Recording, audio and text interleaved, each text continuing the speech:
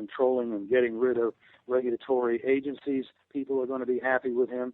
So he's going to please people on a broad spectrum, right of center. But we went in looking on two things, pro-Second Amendment and what's his attitude. Well, Stockman couldn't be any more favorable to us because he's really got an attitude. All right. Yeah, you just confirmed everything that I thought. You just confirmed it all.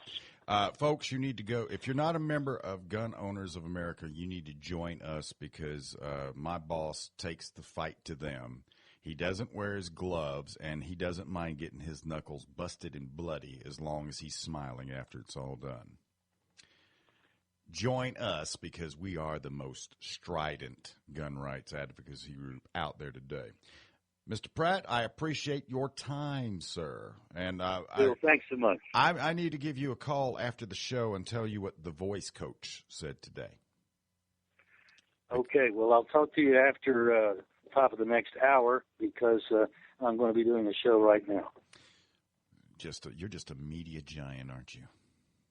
A junkie. A junkie, I understand. Thank you, sir. All right, Bill. Take care. Thank you much. Larry Pratt, executive director of Gunowners of America. There he goes.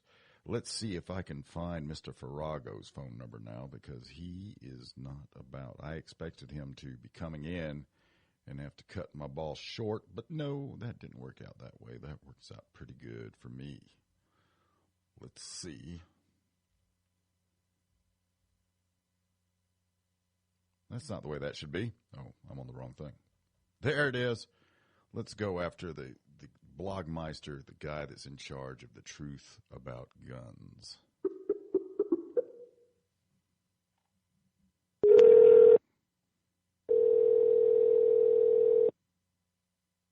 I'm sort of digging the way this is working out. Bill Brady is a live and breathe. Joined now by the head blogmeister of the only online blog website about guns that is read about 10 times more than any of your top old media periodicals. He tells the truth, and he tells it normally about guns. We're joined by Robert Farrago. Good evening, sir. Good evening, Bill Brady. How are you today? I'm just trying to cope. I am just trying to cope. Somebody's got to. Got to. When I was looking at the website, I realized that the Truth About Guns is really, truly an equal opportunity gun website because you gave some coverage to the Lady Gaga. Yes, we did. She's appearing on stage with a Nerf strike gun painted black, so it can look a little bit more ominous.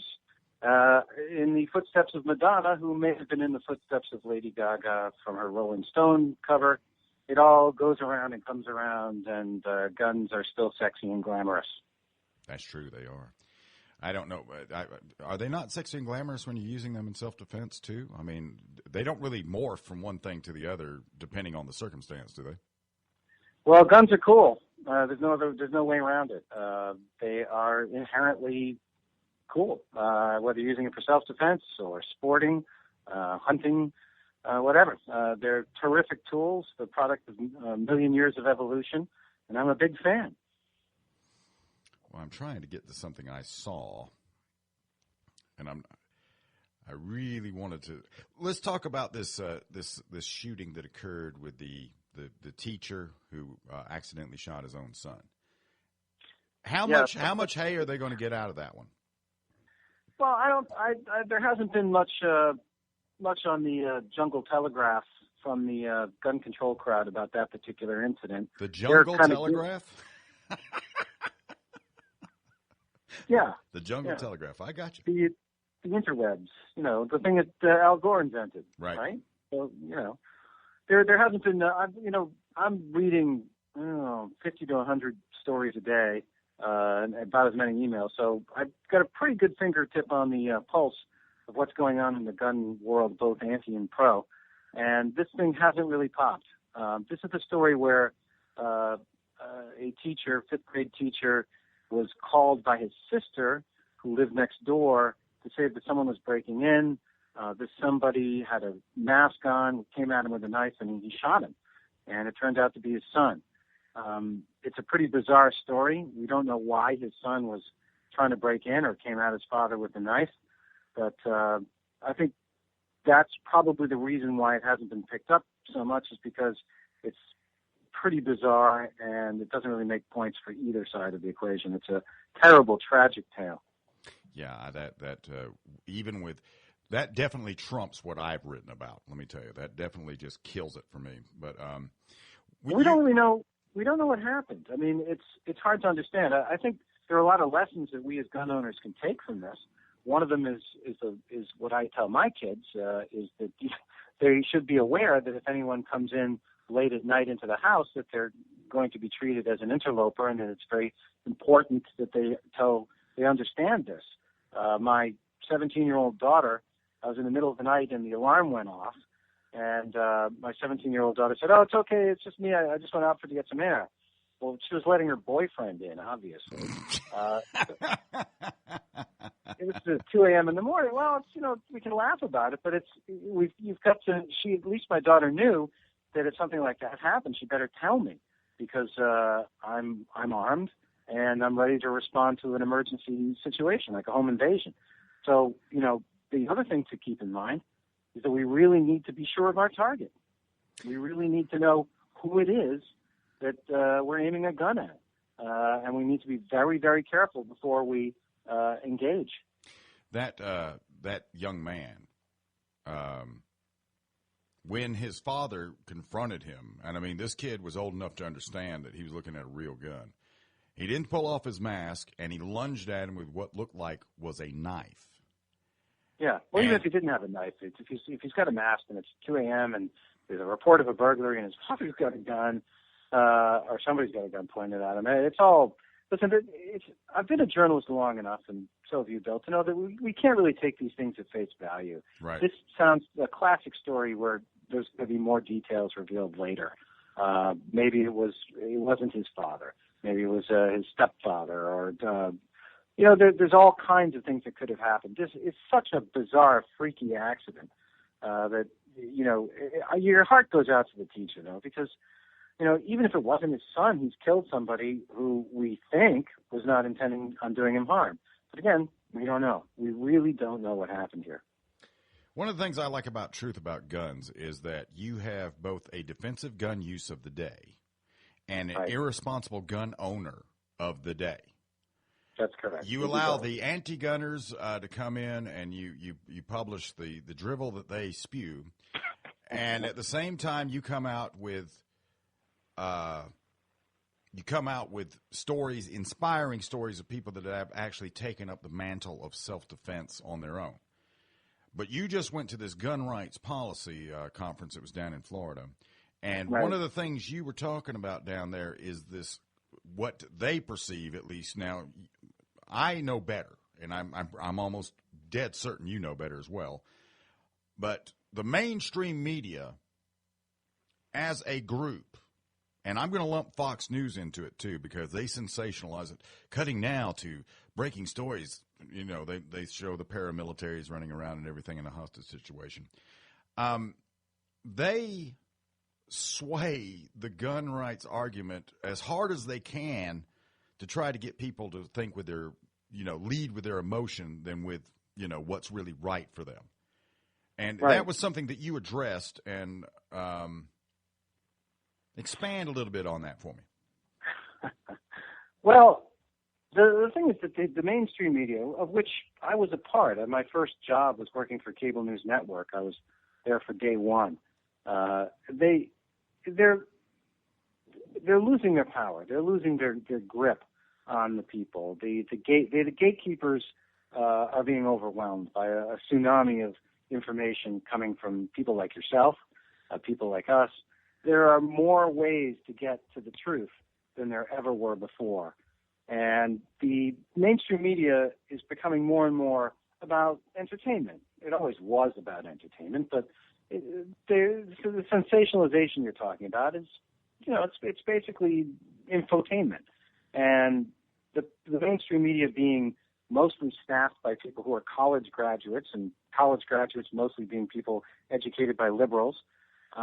They have traditionally swayed everything emotionally towards gun control. That guns are bad because they created the stuff that they're exploiting, which is kind of funny. But I think those days are, there certainly will always be that infotainment aspect, but people have more ways to get to the truth, and they're more skeptical than they ever were. And I think it's a wonderful thing. Your show being a prime example of a way for people to explore information to get the truth, and I like to think that people recognize the truth when they see it. I may be naive, but at least we have a shot. Yes. One of the things that you point out on the, and I think this was posted yesterday, Eric Boert of the MediaMatters.org. Now, Media Matters has proven to be the press secretary for President Obama at large, and also for Eric Holder. They're consulting for him. And he actually got on the Ed Show, which is, I got to wonder who told Schultz that was a great smoking hot idea to call your national TV show the Ed Show. But he got on there, and he was actually upset about the lack of coverage of these mass shootings that he thinks are wholly the gun's fault. When in fact it is exactly the opposite that's true. They'll go out there, and if somebody, James Holmes, they were saying he was in there with armor. Now we know he wasn't wearing armor, but everybody, yes, he was in there with armor. A gun owner would have been able to do nothing with him. He was completely impervious to gunshots, and it wasn't till later on down the road that the truth came out about it. But in the meantime, they sensationalize all of these, but at the same time, they ignore what goes on in places like Chicago and New York and Washington, D.C. Right. Well, certainly, you're talking about James Holmes, the spree killer in the Aurora Theater, the Aurora Cinema in the Midnight Movie Massacre. Right. Where the initial reports were that he had body armor. In fact, he didn't have body armor. But there is the kind of meme and the debate is an important one, is could a armed civilian have done anything in that situation? And Media Matters is for sure a left-wing organization that is definitely pro-gun control. And they have their own spin on these things. And Eric would like people to wallow in the blood of people who are innocent people who are shot, because he believes that gun control would stop that from happening, which of course is not true. And anybody who was in that cinema when James Holmes opened fire would have liked to have a gun. I would imagine if you did a poll, very few of them would have said, well, no, I wouldn't have a gun because I would have hit somebody.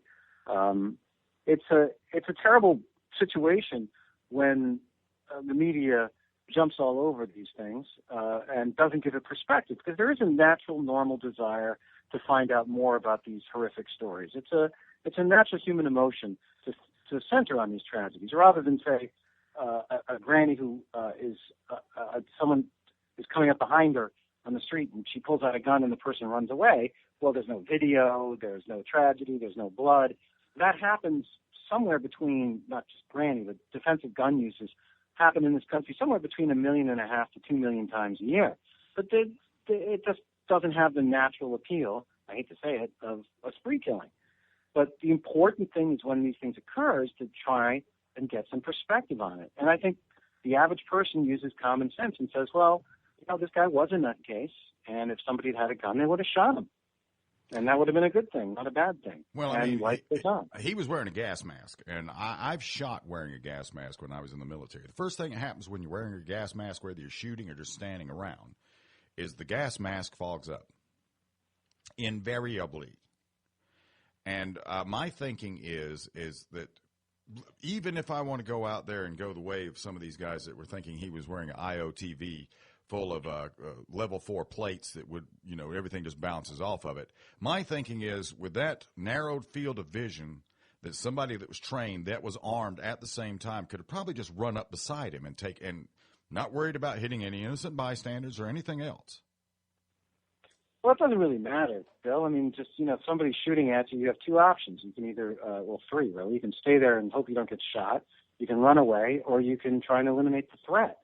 Let me ask you this. I got a question for you. Certainly. Let's say you're in the cinema, and there's this guy opens fire, and you're in the cinema, and you're not with anybody, so you don't have